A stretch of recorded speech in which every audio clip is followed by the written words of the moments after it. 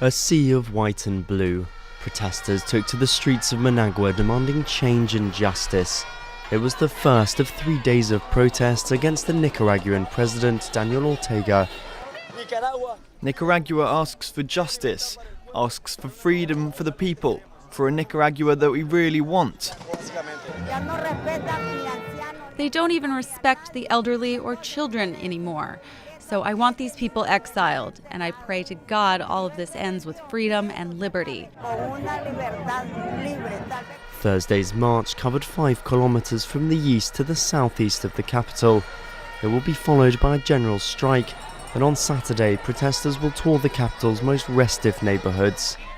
But Ortega's government is planning their own march. It's a procession from Managua to the opposition stronghold Masaya, 30 kilometers to the capital's south. It's in memory of the 1979 Sandinista revolution that first brought Ortega to power. The once lauded guerrilla leader, who was re-elected in 2007, is now the focus of anger and fear. In parts of Masaya, residents have mounted barricades ahead of the government's march, fearing violent repression. According to the Inter-American Commission on Human Rights, 264 people have been killed since the start of the crackdown.